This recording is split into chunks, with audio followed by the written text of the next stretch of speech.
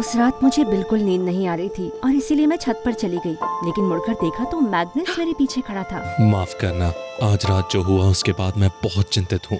जानते हो मैग्नस, जेक बहुत चीजों के बारे में गलत होगा, लेकिन एक चीज के बारे में सही है। तुम अपने बारे में हमसे झूठ बोलते आ रहे हो। मैं जानती हूँ कि तुम कौन हो। अच्छा,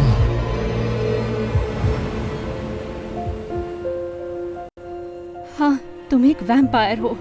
कुछ सेकंड मैग्नस ने मेरी तरफ देखा और फिर हंसने लगा। हंसो मत, मैं जानती हूँ तुम्हारे पास सुपर ह्यूमन स्ट्रेंथ है। तुमने मेटल का बना डोर हैंडल पिचका दिया। मेरे उठने से पहले तुमने उसे जरूर बदल दिया होगा। एक भारी पत्थर ऐसे उठाया जैसे वो कंकड़ हो, और सुपरसोनिक स्पीड से भागना। तुम्हारी सुनने की शक्ति भी बहुत तेज है, इसलिए तुमने मुझे नींद में बात करते सुना। और ये जो अंगूठी तुमने पहनी है, ये एमेथिस्ट है। ये तुम्हें सूरज से बचाती है ना? और मैंने तुम्हारा चेहरा देखा था जब मेरा खून बह रहा था। खून देखकर जो होता है तुम्हें उससे तबीयत खराब होना नहीं, बल्कि खून की प्यास कहते हैं। मैग्नस के चेहरे पर कोई एक्सप्रेशन नहीं आया था। तुम गलत हो। अचानक मुझे इतनी तेज गुस्सा आया कि मैं छज्जे पे चढ़ गई। ये तुम क्या कर रही हो? वैम्पायर्स उड़ भी सकते हैं ना? मेरी रिसर्च के हिसाब से तो उड़ सकते हैं वो। तो मैं छत से कूद जाऊंगी, और अगर तुम वैम्पायर हो तो मुझे बचा लोगे, और अगर नहीं। क्या तुम पागल हो? तुरंत नीचे उतरो। मानो कि तुम एक वैम्पायर हो। मैं वैम्पायर नहीं हूँ। झूठ बोलना बंद करो मुझसे। तुम नीचे उतरो और हम बात करेंगे, ओके? वादा करता हूँ। मैं नीचे उतरने ही वाली थी कि अचानक मेरा पैर फिसला और मैं छत से गिरने लगी।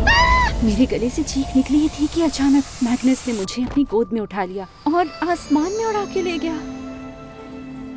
ओह माय गॉड, हम लोग उड़ रहे हैं। मैरियन, क्या तुम्हारा दिमाग खराब है? अगर मैं वैम्पायर नहीं होता तो? मैं सच में थोड़ी ना कूदने वाली थी, वो तो एक एक्सीडेंट था। पर थैंक गॉड तुम एक वैम्पायर हो, और मुझे यकीन नहीं होता मैं उड़ रही हूँ। हमने शहर के ऊपर उड़ान भरी और एक लंबी सी बिल्डिंग पर जाकर रुक गए, नीचे के बेहतरीन व्यू को देखते हुए। क्या अब तुम मुझे सच बताओगे, एक वैम्पायर को बॉडीगार्ड की जॉब करने की क्या जरूरत थी? तुम लोग तो अमीर होते हो ना बहुत। तुम आखिर यहाँ पर कर क्या रहे हो? और मुझे आज रात किडनैप करने वाला कौन था? तुम्हें इतनी जोर से मारने वाला कोई इंसान तो नहीं हो सकता। तुम काफी तेज हो, है ना? तुम्हारी नॉवल पढ़ के मुझे ऐसा लगा नहीं था। आहा, तो तुम्हें पसंद नहीं आई? ओके, इसके बारे में बाद में बात करेंगे। क्योंकि तुम अपनी रिसर्च कर चुकी हो, तुम जानती होगी कि वैम्पायर्स लगभग खत्म हो चुके हैं। सदियों से इंसानों ने हमें मारने की हर कोशिश की है, लेकिन उनकी सबसे कामयाब तरकीब हमारे खिलाफ इस दुनिया के हर पानी को जहरीला करने की रही है, चांदी से। इससे इंसानों को कुछ नहीं होता, लेकिन एक बार वैम्पायर के खून में मिल जाए तो हमें धीरे धीरे मार देता है, कैंसर की तरह। अब कुछ 100-200 ही वैम्पायर्स बचे हैं और हम सब मर जाएंगे। तुम कब से जिंदा हो? करीब 300 साल। वाह, और अब कितना समय बचा है तुम्हारे पास? शायद 50 से 60 साल और, लेकिन मुझे उसका दुख नहीं है। लोग चाहते हैं कि वो कभी न मरे, पर जब इतनी लंबी जिंदगी हो तो बहुत बुरी चीजें देखने को मिलती हैं, और मैं बहुत देख चुका हूँ। हालांकि ज्यादातर वैम्पायर्स को ऐसा नहीं लगता, उनमें से कुछ बहुत बीमार हैं और जल्दी मर जाएंगे, इसीलिए हमें तुम्हारी जरूरत है। मैं क्या कर सकती हूँ? क्या तुम जानती हो कि तुम्हारे बाल सफेद क्यों हुए और तुम्हारी आंखों का रंग क्यों बदला? नहीं, मैं बस जानती हूँ कि मैं 5 साल की थी और स्विस एल्प्स में वेकेशन कर रही थी। जब तुम वहाँ थी तब तुमने एक जादुई फूल को खा लिया था। ऐसा फूल सदियों में एक बार उगता है। ओह, बचपन में मुझे फूल खाना पसंद तो था। उस फूल की वजह से तुम्हारी आंखों और बालों का रंग बदला और तुम्हें एक और पावर मिला। इसने तुम्हारे खून से चांदी को साफ कर दिया, और इसीलिए अब तुम वैम्पायर्स को मारने वाली बीमारी का इलाज बन गई हो। तुम्हें ये सब कैसे पता? बहुत सालों पहले एक बहुत शक्तिशाली वैम्पायर ने कहा कि उसने सपने में एक लड़की देखी जिसका खून उस फूल से साफ हो गया था। उसने बताया कि वो तुम्हारी जैसी दिखेगी, इसीलिए वैम्पायर सालों से तुम्हारे जैसी लड़की की तलाश में रहे हैं। फिर कुछ हफ्तों पहले मैंने तुम्हें तुम्हारे पिता के साथ न्यूज़ में देखा। मैं तुम्हारे करीब आकर पता करना चाहता था कि वो तुम ही हो, इसीलिए मैं तुम पर नजर रख रहा था। जिस भूत से तुम उस रात घर से भागकर मिली वो मैं ही था। मैं जानती थी वो इंसान नहीं था।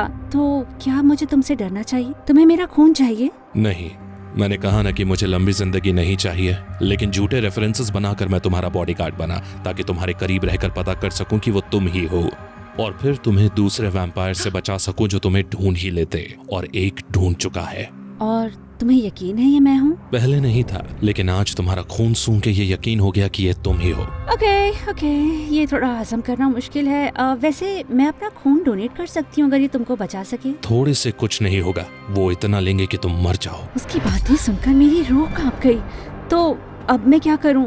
मैं कभी सेफ नहीं रहूंगी। वैम्पायर्स हमेशा मेरा पीछा करेंगे। अभी मेरे ख्याल से तुम्हें किसी सेफ जगह ले जाना ठीक होगा और मुझे किसी तरह दूसरे वैम्पायर्स को कन्विंस करना होगा कि वो तुम नहीं हो।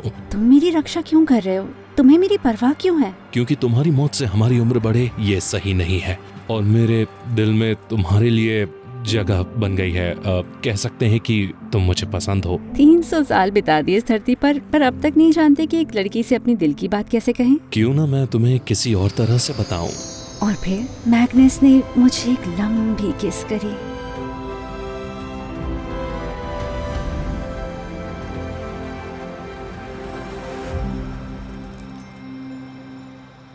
मेरे पेरेंट्स कुछ ज्यादा न डर जाएं, इसलिए मैंने ऐसे नाटक किया जैसे आज की किडनैपिंग को लेकर मैं काफी डर गई थी और थोड़े समय के लिए शहर से बाहर जाना चाहती थी। मैग्नस ने कहा कि वो मुझे सेफ हाउस ले जाएगा और मेरे पेरेंट्स मान गए। मैं हैरान हूँ कि मेरे पैरानॉइड पेरेंट्स इतनी जल्दी मान गए। हो सकता है कि मैंने उन्हें हिप्नोटाइज करके कन्विंस किया हो। मैं तुमसे बहुत फैसिनेटेड भी हूँ और डरती भी हूँ। मैं तुम्हें कभी हर्ट नहीं करूंगा, इतना भरोसा करो। घंटों गाड़ी चलाने के बाद आखिरकार हम वहाँ पहुँचे। जिस सेफ हाउस में मुझे मैग्नस लाया वो तो एक बहुत बड़ा मैंशन था। इतनी आलीशान जगह तो मैंने कभी नहीं देखी थी। उसने मुझे एक बड़ा सा कमरा दिया और फिर मेरे गले में एक लॉकेट पहना दिया। मुझे अभी जाना होगा, लेकिन मेरी नौकर यहाँ भरोसे के हैं, तुम्हारा ध्यान रखेंगे। मेरी जरूरत हो तो इस लॉकेट को प्रेस करना, मैं तुरंत आ जाऊंगा। तुम ठीक रहोगी?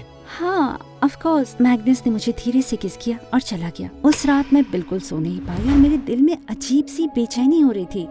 मन किया कि मैं जेक को कॉल करूं, लेकिन सिग्नल नहीं था। फाइनली मैं बिस्तर से नीचे उतरकर कमरे से बाहर आई ताकि मैंशन देख लूं। मेन हॉल पहुंचकर पेंटिंग देख रही थी कि अचानक हर जगह जोर जोर से बहुत सारे अलार्म्स बजने लगे। डर के मारे मेरे पांव जमने लगे थे। मैंने जोर जोर से नेकलेस का बटन दबाया और कुछ ही सेकंड्स में मैग्नस मेरे पास आ गया। सिक्योरिटी ब्रीच हो चुकी है, हमें जाना होगा अभी। और तभी मेन डोर जोर से खुला और एक आदमी अंदर आया। वो मैग्नस की तरह लंबा और सफेद था, पर उसके गाल अंदर धंसे थे और उसकी आंखों में अजीब सा पागलपन था। दिक्कत क्या है भाई? हफ्ते पहले तुम्हें इस लड़की को हमारे पास लाना था। Excuse me? लेनर्ड, क्या कल तुम्ही ने इसे किडनैप करने की कोशिश की थी? हाँ, क्योंकि मैं नहीं जानता तुम्हें इतनी देर क्यों लग रही है। हमें ये लड़की अभी चाहिए। मुझे पक्का करना था कि ये वो है या नहीं, और ये नहीं है। मैंने इसका खून देखा और सूंघा है। मैं तुम्हारा भरोसा क्यों करूँ? हाँ, हम खुद ही इसके खून से वो इलाज करके देखेंगे। अगर काम कर गया तो बढ़िया, वरना एक लड़की के मरने से किसे फर्क पड़ेगा। हम और ढूंढेंगे। नहीं, मैं तुम्हें किसी को बेवजह मारने नहीं दूंगा। इन इंसानों ने ही तो हमें ये जहर दिया है ना, और तुमने वादा किया था कि तुम उसे ढूंढोगे जो हमारा इलाज कर सकता है। मैग्नस, तुमने मुझसे झूठ कहा? नहीं, मेरा मतलब शुरुआत वैसे हुई थी मैरियन, पर अब मुझे सच में नहीं लगता कि किसी को मारना ठीक है ताकि हम ज्यादा जी सकें। तुम कह रहे हो कि तुम इतने बेवकूफ हो कि तुम्हें इससे प्यार हो गया और तुमने अपना मन बदल लिया? तो क्या ये तुम्हारे लिए वैम्पायर बनने को तैयार है? क्या मैं वैम्पायर नहीं बनना चाहती? तुम्हारे साथ होने का ये एक ही रास्ता है। इस लव स्टोरी का कुछ नहीं हो सकता है भाई। इससे अच्छा तो ये हमारे काम आ जाए। लेनर्ड मेरी तरफ कूदा और मैग्नस ने घुराकर उसकी तरफ हमला किया। वो दोनों बहुत तेज लड़ रहे थे और मैं दरवाजे की तरफ भाग रही थी, लेकिन जेक को अंदर आते देखा। ओह माय गॉड, जेक! तुम बी पॉजिटिव हो ना? क्या? तुम्हारा ब्लड ग्रुप? हाँ। मेरा भी। बस पक्का करना था इससे पहले मैं ये करूं। और फिर जेक ने खून से भरी एक सिरिंज निकाली और मेरे हाथ में घुसा दी।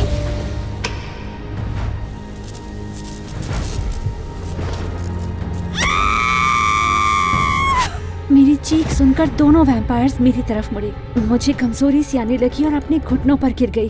तुम्हारे बाल और तुम्हारी आंखें नॉर्मल हो गई हैं। क्या चल रहा है? इसका खून अब स्पेशल नहीं रहा, ये गंदा हो चुका है।